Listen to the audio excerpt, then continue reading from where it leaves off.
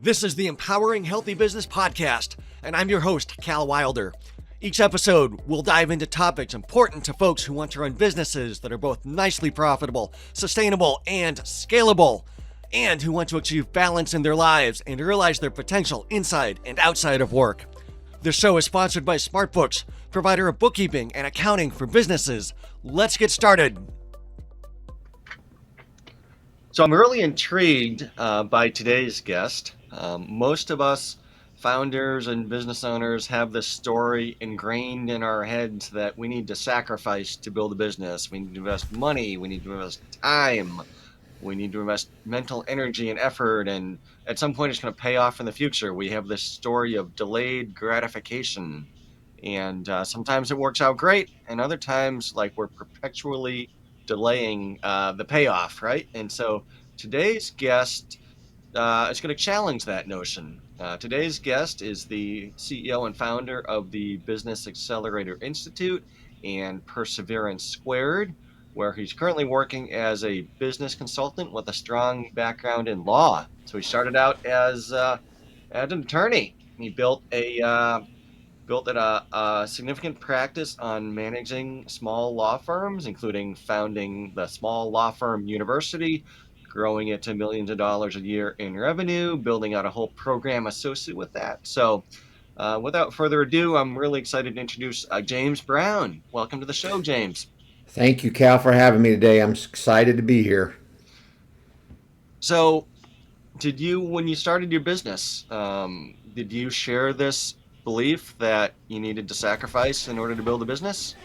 I did at first, mostly because I didn't know any better, and I think that's a lot of what business owners go through is you don't know what you don't know, and you hear from, colleagues, mentors, other people that, you gotta put in the hours, you gotta be there 24/7, you gotta be involved in every part of it. And something just didn't sit right with me about that. Um, and the reason it didn't sit right with me was at the time I started my first business, I had a 5-year-old, a 2-year-old, and a 1-year-old. And I was like, I am not looking to trade away my time that I'll never get back with them. So going into it, my most precious commodity to me was time. And so we set out to how do we build a business that allows us to buy that time back and challenge that doctrine of sacrifice myth that's out there. And so how long did it take you to figure out what you think you figured out? Um, Within the first 6 months. Really? Yeah, because obviously, when we started, it was just like everybody else. My wife quit her job and came to work for me, so it was just me and her. But we had the 3 little ones, and we had to pick them up at 4:30. Daycare closed, so it could either be okay, she's going to go pick them up, and then I'm going to stay there till all hours of the night, or we're going to figure out a way that we can structure this business where we don't have to be there. And so that's one of the first things we did. I made it a commitment that I would not be in the office past 4:30 on any day, and I would not be in there on weekends unless I absolutely had to. And by absolutely had to, I mean that there was an emergency and we had a defined set of emergencies. Other than that, I was going to maintain those boundaries. So how did I do it? And it was when we first started business, we're wearing all the hats, right? And everything is involved in us. And the sooner that we can start firing ourselves from those roles and removing the hats and hiring people that are actually better at those things than you are, the sooner that I can get my time back and I don't have to be there.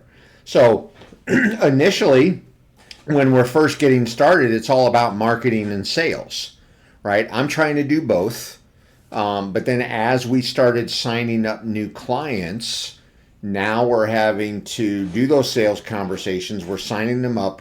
My wife is preparing all the work product. We're filing cases with court. Now it's requiring me to go to court 3 to 4 days a week. So guess what? I had to start marking off the book where I couldn't do sales. So sales started to take a dive. Revenue starts to take a dive. And so as I was talking with a mentor at the time, he was like, you need somebody to replace you and appear for you in court. And I'm like, well, I can't afford to do that. And his comment stuck with me to today. He said, you can't afford not to. And sure enough, I got a contract attorney. I had her just do court appearances for me. Now my sales went back up. My marketing was back up. Revenue's coming back in. But then a funny thing happened and marketing started taking off so well that I couldn't do all the sales conversations. Okay. And the demand for our services, the busiest time of day for us was between 4 p.m. and 7 p.m. Well, it doesn't work out if I want to go home at 4:30. Why is that? Because that's when people get off of work and call you because you Yeah. have legal problems? Yep. Most of the time they were off work. I did consumer bankruptcy cases. So, most of these people are blue collar, working 2 or 3 jobs. Sometimes they're coming to us between jobs. And so that was the busiest time of the day. So my next hire was getting a salesperson and training them to do that role. Now I could be open from 8 a.m. to 7 p.m. and do sales, and open on Saturday from 9 to 2 and do sales, but I didn't have to be there. And So, so that started that process of me taking those hats off. so a lot of people listening may think, wow, that sounds good, but I just can't afford to do that. Kind of like you initially thought, I just can't afford to do that. And so part of this is like the core business model and pricing and cost of delivering service, right? When you start a business, if you're doing the service delivery yourself, you might think, it's cheap to do service delivery because I don't cost anything. I'm the founder. But once you start employing, or it's cheap to do sales because I just need to spend a couple hours a day talking to people and signing up clients. But if you have to employ somebody else and pay their wages and payroll taxes and benefits and everything associated with that, it seems, it looks like it gets expensive. So how did you overcome that hurdle and make it affordable? Yeah, Cal, that was a mindset shift that I had to get over. Um, and this happened in two areas of my business. One is what you're talking about right now in hiring people. The other is in marketing the business. We initially, most business owners will initially look at that as an expense. Oh my gosh, I can't, that's an expense I can't bring on right now. But what we really, I had to switch my mindset to that's an investment, and I expect a return on investment. So if I can put a salesperson in there, I'm having to mark off the book because I'm going to court, so I'm losing sales. Every sale that I lose is $4,000. On average, I was not taking probably 10 to 12 sales calls a week because I was in court, and we're closing around 65%. So let's say seven people times an average sale value of 4,500. That's almost $35,000 a week. And I can hire that contract attorney for, at the time I was paying her $25 a case to go. And she would do maybe 10 to 20 cases. So let's say 20, she's making $500 a week. But now I'm closing 7 more clients a week and I'm making 35,000. That's a pretty good return on investment, right? Then what was happening with the salesperson was the same thing. I started getting away from marketing, so sales opportunities were less, but and my hours were restricted. So by bringing in a salesperson and expanding my hours, I can add more consultations. So we increase the number of sales, and that salesperson, I was getting around a 5x return on his salary cost after it's upped by 20% for benefits and taxes. I was getting about a 5x. So when I had that epiphany, I started hiring people in such a way where we structured their compensation so that we would get a 4 to 5x return. So for example, an attorney, I'm going to hire a full-time attorney. It's going to cost me 120,000 a year for that person. But I bill them out at $350 an hour. And they're required to do 1,500 hours a year of billable time times 350. That's $525,000 of revenue. And he's costing me 120.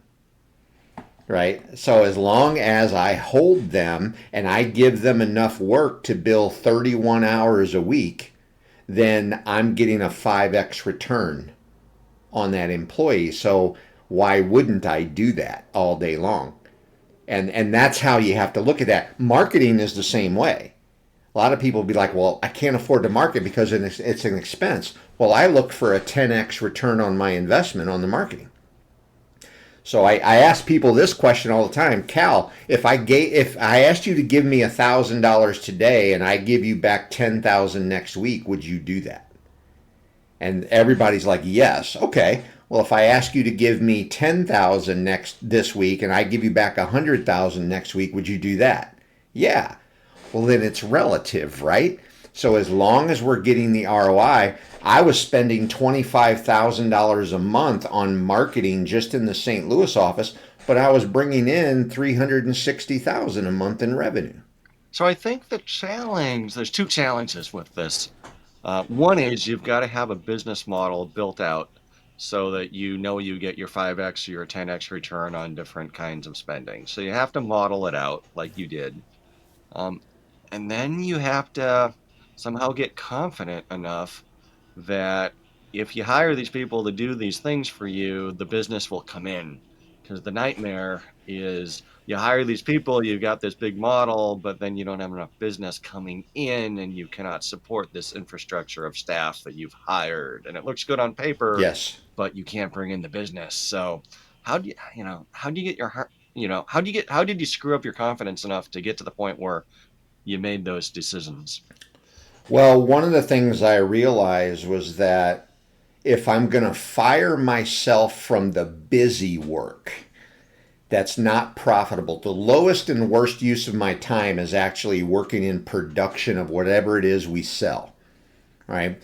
When I can hire an attorney for much less to do that or a paralegal. So once I take that work off my plate, if I fill it back up with busy work, then you run into that situation you just described, right?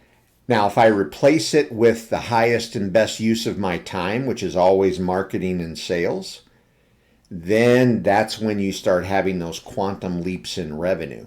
So we have to be careful. Like if I hire somebody and then I'm just over here doing production, just a different kind, or I'm doing admin work. I had one person tell me they spend about 20 hours a month doing their bookkeeping, and I'm like, why? Right? That's busy work. That's not what am I doing today to grow the revenue of this business.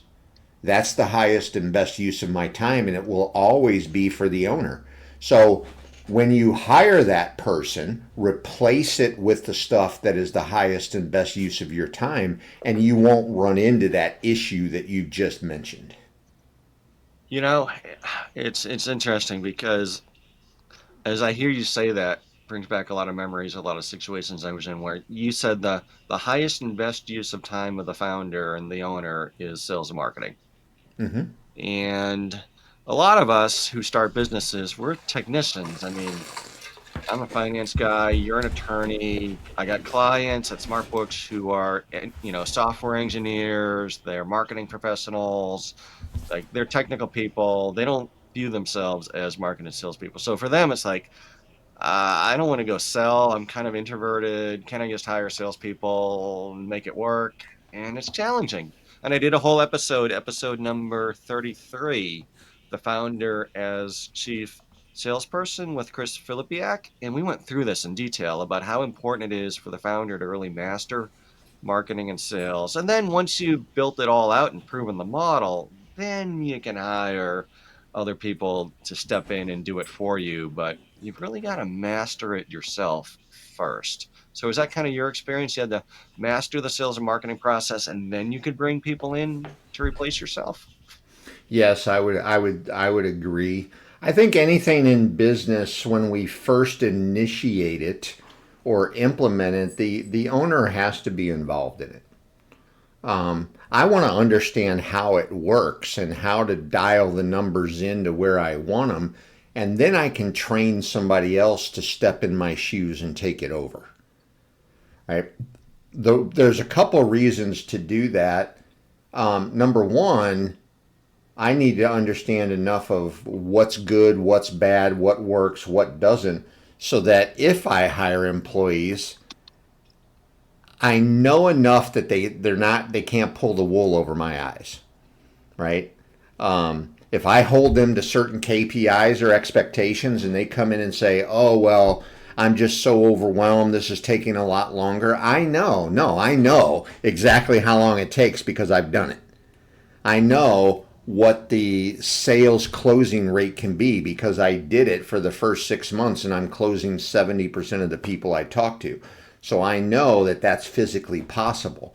And now, as I train other people and remove myself, and then I train people to have redundancy so that if salesperson A is not there, salesperson B steps in.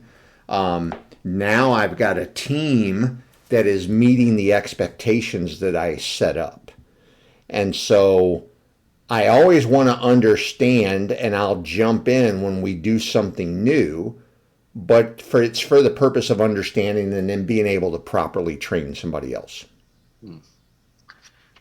So you kind of had to do this because you had young kids and you just kind of made that decision. A, I've got young kids, I have to help out. My wife can't do it all.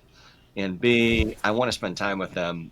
I don't necessarily have to, but I want to maybe. But you kind of had this catalyst. You had to figure this out pretty quickly. And then others of us, maybe we have the luxury of time where, maybe we don't have a young kid we have to spend time with late afternoon in the evenings before they go to bed. Um, Maybe we've saved some money and we don't have to pay our bills out of this year's income from the business. So we have this Mm-hmm. luxury, but then it becomes, you can kind of get feeling like you're stuck, right? It's kind of, we're stuck. I don't, in theory, we'd like to do these things, but we don't have to. We don't have a catalyst. Nobody's putting a gun to our head to make us do it. Like, this inertia thing is a big problem with a lot of people I know. Like, how? So, did you feel like you just had to do it and you did it because you had to, or was there a lot of inertia that you felt like you had to overcome? No, I think I just felt like I did it because I had to. And was it always easy? No, it wasn't. I mean, I tell people now I probably made more mistakes than you've even thought of, and been through it and learned the hard way. Some of them, were we lost a lot of time and a lot of money in figuring it out. But at the end of the day, that goal of building a business that served me instead of the other way around, when I look at it in hindsight, it wasn't that hard to do.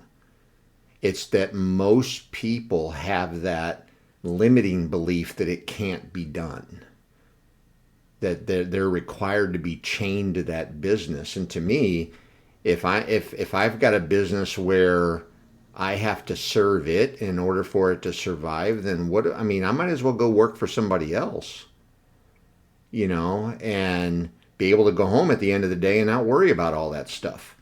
And unfortunately, a lot of business owners will find themselves in that position. Now they've got a business and they're chained to it 80-hour weeks or more, and they're making less money than when they were an employee. And that's not a good situation to be in. Yeah, there's that old saying of, do you own a job or do you own a business, right? And I think we're all trying to get to the point where we own a business with independent enterprise value that can stand on its own. But a lot of times we're stuck feeling like we own a job that we can't get away from. Yeah. Yeah. And I don't want anyone to have like a misconception that you can get it to this point and then you can just abdicate your responsibility and never show up to the business. I don't think that's a responsible thing to do. I think that the the difference is I can choose to be there or I can choose not to be. Now, 80% of the time I chose to be there during my hours that I wanted to be there, but I didn't have to be. And so that allowed me, like, when my 12-year-old, he was a goalie in ice hockey, and he tried out for a team in Minnesota and made a Team USA, and then they traveled to Norway and played hockey for 3 weeks at Olympic venues, and I was able to go with them, and be gone for 3 weeks, and the business doesn't miss a beat. We did a lot of volunteer work with the Red Cross, and we would go on deployments when there's a hurricane or something like that. And when they ask you, hey, can you go? You have to leave within 24 hours. And you're going to a place where there's likely no electricity, no phones, and you're gone for 30, 35 days, and that business doesn't miss a beat. Right? To me, that's kind of the culmination or the definition of that business serves me. And so that is what I think a lot of business owners are striving to achieve. They just don't know how to get there. What were the first couple steps that you took? The very first step was setting it in my mind that I'm not going to accept anything less than that. I refused to miss their childhood. I refused. I think part of that was because I grew up where my parents didn't come to any of my events. I remember I was a senior in high school before I remember my dad being at one of my varsity football games. And I was like, I'm not going to do that. And so now it's paying dividends, right? Because my adult children have kids and they're showing up to all their events, and they talk about it to this day, how they remember we were always there. And to me, that's more important than any money that the business can put in my pocket. So that was number one, was just creating that I'm not accepting anything less. We're going home at 4:30. That's it. Now, how do we build this around that when everybody's telling you that you can't? Right? No, I don't accept that. I think that created the number one rule I have in business is be different. Be different. Don't just accept the norm. Be different. And by always having that in my head, I always looked for ways to do things differently that would be much better. Then I'd say the second step, the very next step, was deciding who that next logical hire would be that would allow me to convert more of my time to higher and best use. Right? Going to court for me, I would go for, let's say, 20 cases. I would be there for 4 hours. I don't do anything but take notes. If I could send a legal assistant there to do it, I would, but an attorney had to be there. But they didn't ask me any questions. They asked the client questions. And not only are you there for 3 hours, but you have an hour each way to drive. Now my whole day is pretty much gone for me just to sit there and I hate to say it, but babysit. There's no reason for me to be involved in that. Right? So that's number one. Look for ways that you can get that stuff off of you and push it down to the lowest paid competent person so that you can concentrate on higher and best use. So when you work with clients now as a consultant, right? And Yes. so what's the process you go through to help them figure out how to get unstuck? So the first thing that I want to know with them, the very first thing is, what is their why for doing what they do? Right? Why did you choose to own a business rather than just get a job somewhere? Why did you choose your specialty over every other specialty you could choose? And the reason I want to know what that is because there's going to be those hard days. where nothing goes right, and you have to have a strong why to fall back on why you're doing this. I had a very blue collar background, and I worked at General Motors for 11 years in undergraduate and law school. And I worked with guys on the assembly line. I built 500 cars a day, and through no fault of their own, I saw a lot of people getting laid off and losing property through no fault of theirs. And I was like, I'm going to give people a voice against this credit system that seems to be stacked against people. And so that was my why. And every day, no matter what happened, that's what I went in there with. And I hired people that shared that same passion. So that's number one that I do. The second thing is I get them thinking about, do they have a business plan that addresses all 7 parts of their business? When I ask them that question, there's a lot of blank stares back at me, right? And I'm like, well, that's the first thing we're going to do. And it starts with you as the business owner. How much do you need to make a year personally to live the life that you want to live? Right? Maybe it's $100,000. Maybe it's 500,000. Okay, whatever that number is, now we can reverse engineer into how much revenue the business has to generate for you to pull that kind of money out. How many sales need to happen based on your average sale value, how many leads we need to get based on your internal conversion rate, and we start building that business plan. Then, once you have your marketing and sales kind of lined out, then it's okay, if you're going to double your sales next year, what's going to break first in your factory? Do you need to upgrade technology? Do we need to do something there? If your factory is good, what about your people? Do we have enough people to do that amount of business? If not, who's the next logical hire and when? Right? So then we go through all that. Once we have that all planned out, now it's execution time. And we start holding them accountable to, where are we at in regards to our business plan? Are we on schedule, behind schedule, ahead of schedule? And why are we behind or ahead, and do we need to make adjustments? And that's what I do most of the days in working with the business owners one-on-one.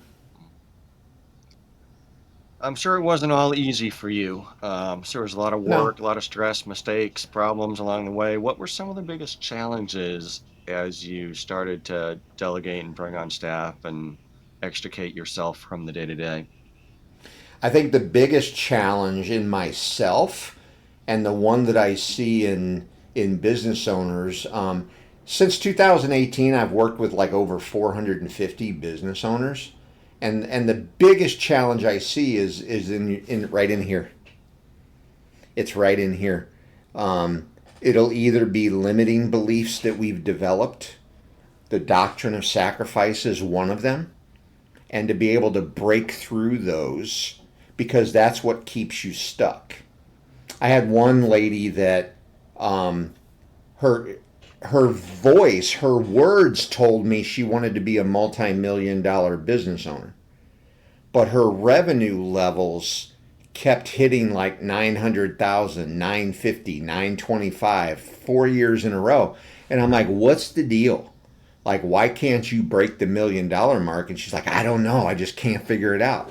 And as we started digging into it, I said, let me ask you a question. What was your childhood like? And she goes, well, what do you mean? I said, did you have siblings? She said, yes. I go, how many? She said, I had 5, and I was the oldest of the six of us. And I said, okay, what do they do for a living? And she's like, well, they're all blue collar. I think the most the one makes is like 50,000 a year. And I said, do you think that they would think differently of you if you were a millionaire? And she was just dead silent. And she goes, I think you might have a point there.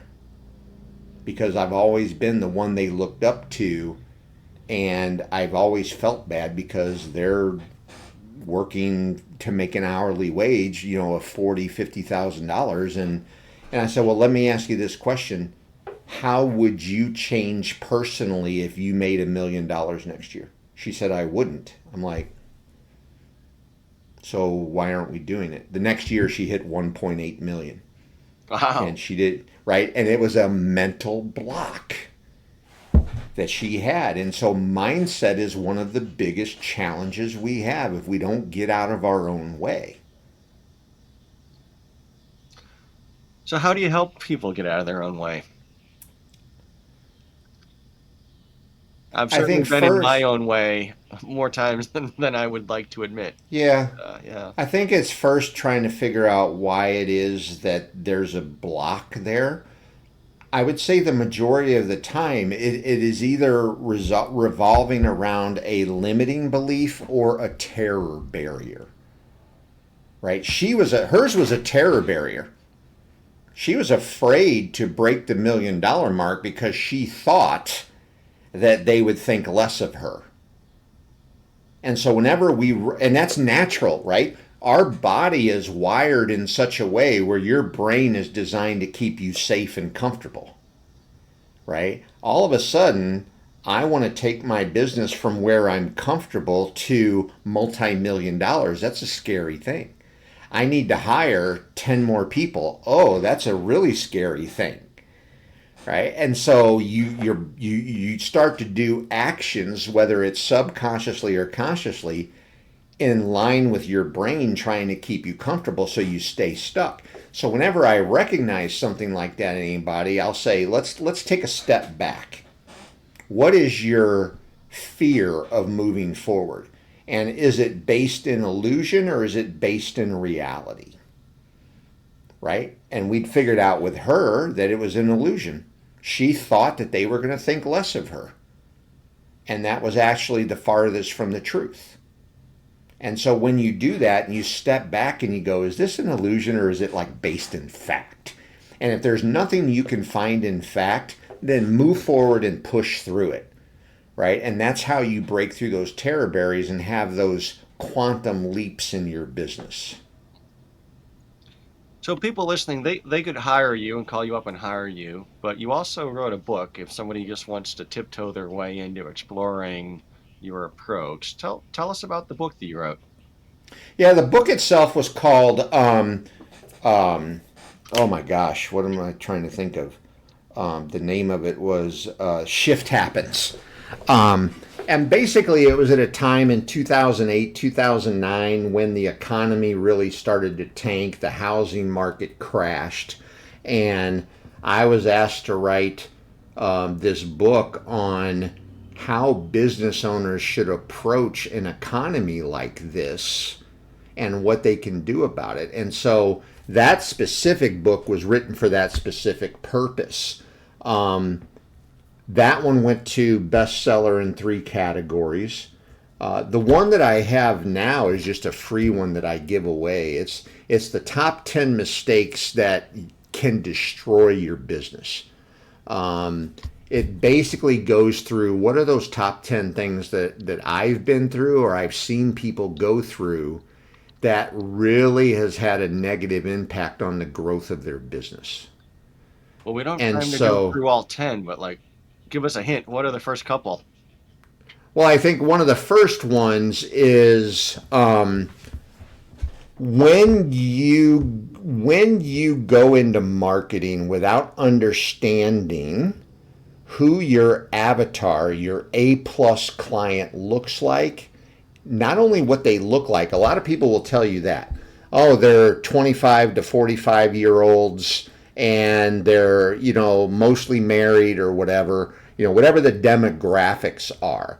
But a lot of people keep it short. That's it. That's all they go into. And I think that's one of the biggest mistakes. So then they take their money and they throw it at something where they get these demographics from a radio station or a print publication or Facebook or whatever it is.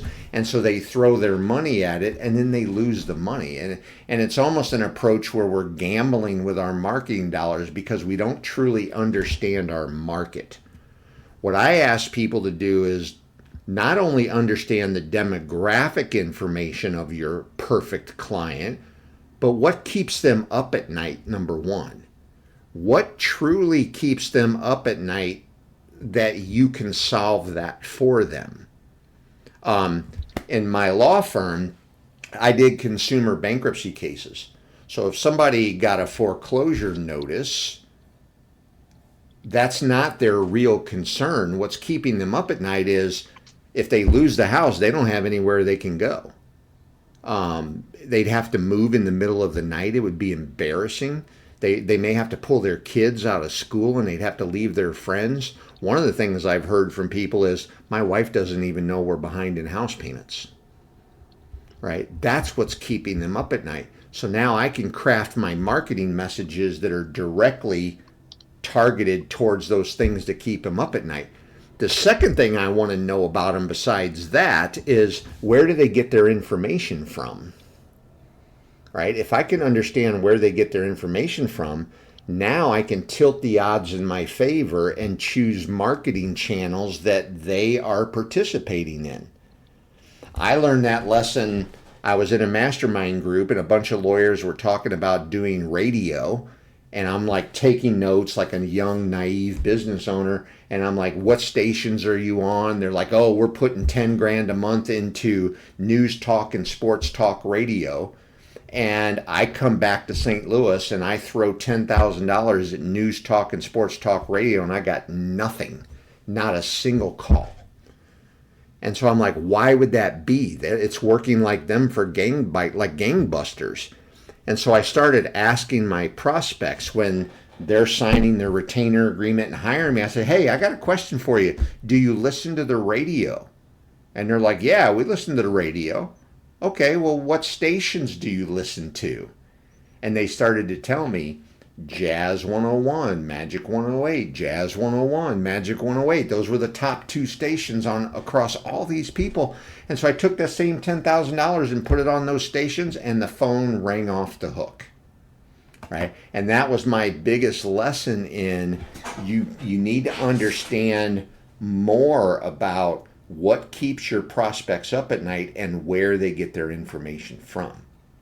And when you can do that, you have a much higher likelihood of getting that return on your marketing investment instead of just throwing it against the wall and seeing what sticks.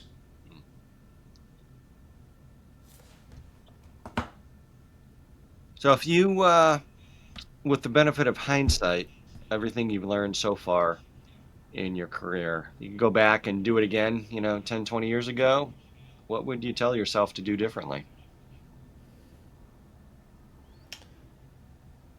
I would probably tell myself earlier on to pay attention to certain ratios in the I didn't understand the financial data. And so my business wasn't as profitable as it could have been early on. Plenty of money was coming in, but plenty of money was going out. And so along the way, I started learning about ratios. And there's three big expenses in every business. These are the biggest expenses in every business. One is your payroll cost. Two is your marketing expense, and three is your occupancy expense. And so if you keep those ratios, like I started learning, I need to keep my payroll ratio between 33 and 43% of revenue.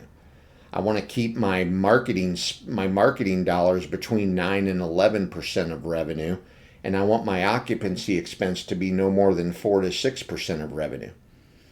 As long as I manage those ratios, my net profit stayed between 35 and 40%, and it stayed consistent. So as I grew revenue and I maintained ratios, then my net margin stayed the same.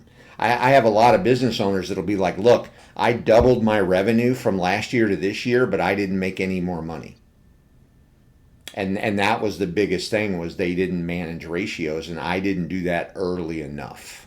Yeah, those ratios are key. I mean, I look at my book, The Financial Operating System, like step number three in it is defining metrics and targets. So it's all about those Mm-hmm. ratios. What's your labor, like I use the labor value multiple term, which is basically how many dollars of revenue or gross profit per dollar of direct labor cost. So in your business, if you were trying to keep it in the low 30s, then you needed like a 3 to 1, a 3.0 labor value multiple. Every dollar of service revenue, Yes.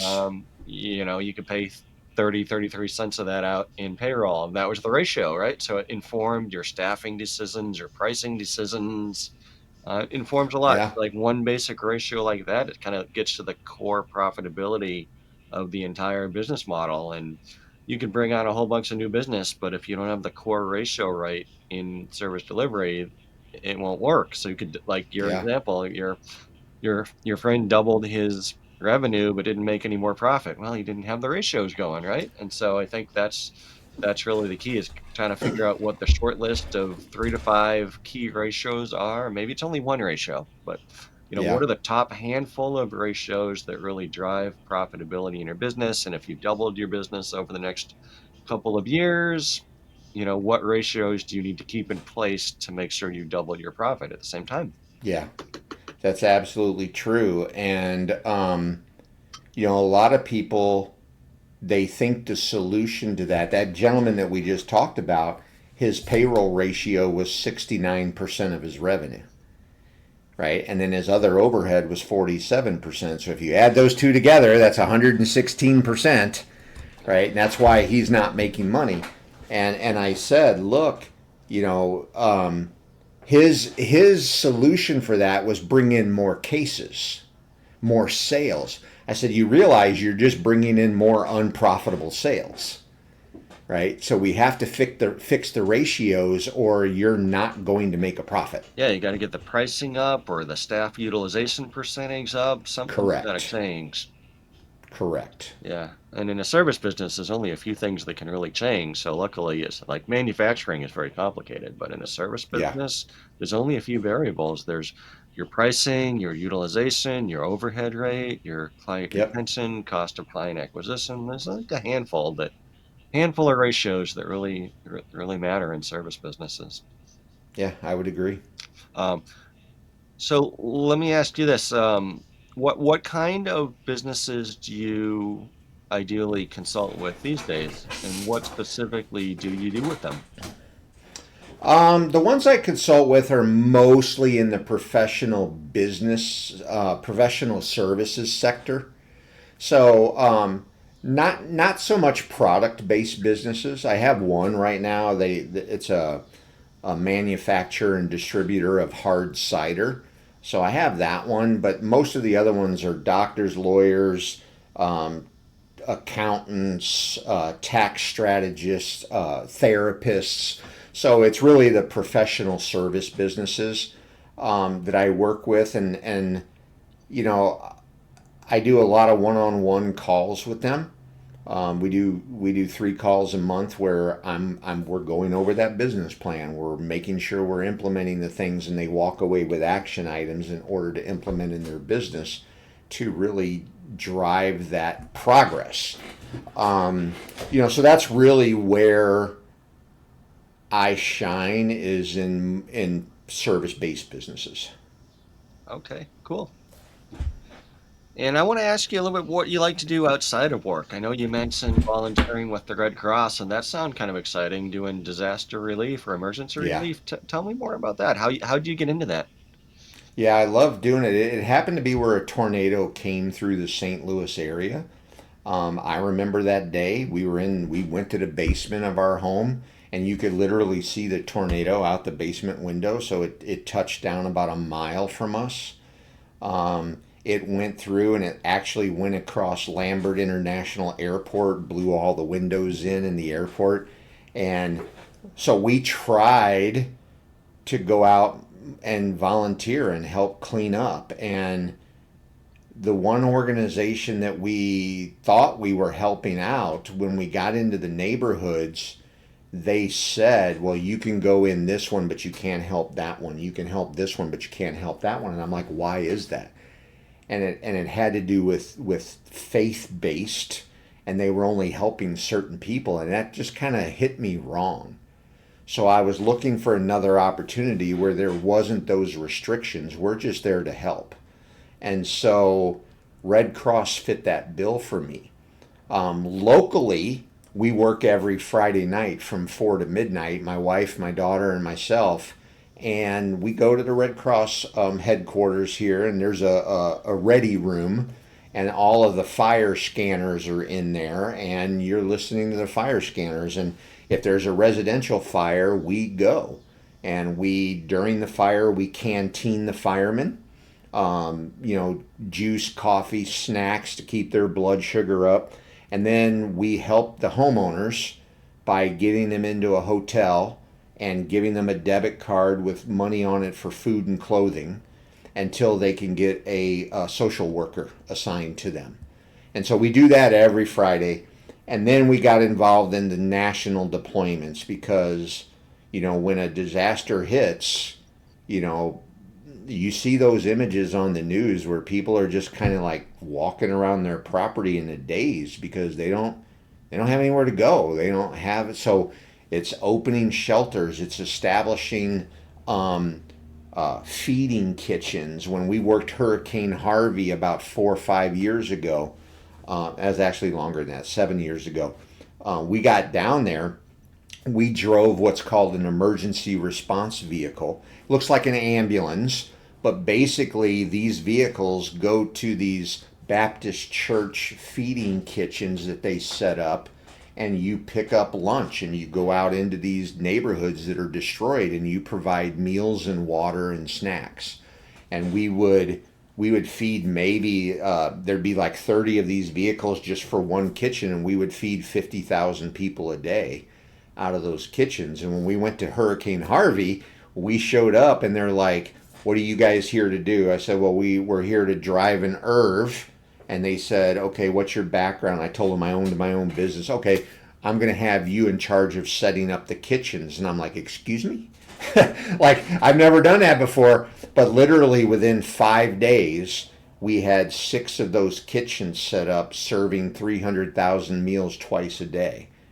Um, and that in and of itself, just to walk into somebody's driveway and hand them a case of water and hot food, when they're trying to like put the pieces back together, has been the most rewarding experience that I've ever had.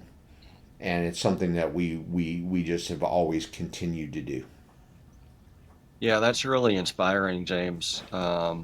I'd like to understand a little bit more how you go about getting engaged with the Red Cross for this, Yeah. because I know, look, where I live, people love to put out lawn signs and they change their social media background to support different causes, but they're not actually Mm-hmm. doing anything. Like they're just expressing that they're have good intentions or something, but you're actually out there doing stuff. Yeah. And so for people who actually want to do stuff, like how do you engage with how do you actually engage with the Red Cross and like get into this situation where you're actually going out every Friday night or every couple months when there's an emergency somewhere in the country? What's that process like? Yeah, that's a great question. So what I found out in the process in researching it was that every major city will have a local chapter of the Red Cross. Um, we had our St. Louis chapter, and so I reached out to them and I said, what kind of volunteer opportunities are there? Well, there's all kinds. There's the blood work side of the Red Cross where you could volunteer on that side, or there's the disaster action team is what it's called. And so that appealed to me. So they said you got to come and take a 2-day orientation class, and once you pass that, then you'll be on the local disaster action team. And then once we were doing that, we shadowed some current Red Cross members, volunteers, until we took over a vehicle of our own, and then I became a disaster action team leader by doing that. And then they have all of these online courses so that you can take courses in food safety. You have to take a course in food safety, and then you have to go out and do a defensive driving course in order to qualify to drive one of those emergency response vehicles. You can, if you don't want to drive an emergency response vehicle, you could set up shelters. You can work in this shelter. Medical personnel are coming out there. You'd be surprised when we were at Hurricane Harvey. there was areas that were flooded so bad that we literally would back our emergency response vehicle up to the water's edge, and all of these John boats would come, and we would load them up with the food. And then there was a guy back there that was out of oxygen tanks, and he's 80 years old and he can't leave, he can't go anywhere. So we were able to say, hey, call back to the disaster operations center and say, I need to get some oxygen bottles out here. So they sent a nurse out with us the next day with 10 bottles, and we had John boats come in and take them with the nurse and take them out to this guy. And so it's just to start that process, you just call your local chapter, and find out what training they have and when for new orientation. Yeah, that's really inspiring. The older I get, you know, the older I get, the older my kids get, the more I feel like I need to find something to give back to the world, so to speak, and get my children kind of ingrained in that habit as well. Yeah. Yeah, my kids love doing it. My daughter and my son do it with us. We've been on 15 deployments now, everything from wildfires to earthquakes to tornadoes to hurricanes. And it's a pretty amazing experience to go through. So, James, if folks want to follow up with you about anything from how to get more engaged with the Red Cross or other organizations to, your consulting services, what's the best way for them to reach you? Yeah, we created we created a welcome page just for them. If they go to businessaccelerator.institute, and then it's / EHB for empowering healthy business. All right.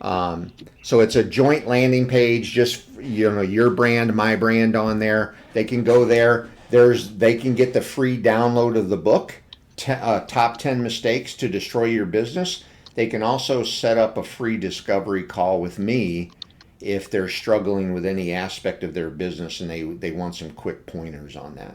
Well, that's great. We'll definitely get that in the show notes, but everybody listening, that's businessaccelerator.institute / EHB, and check out all the resources that James is making available.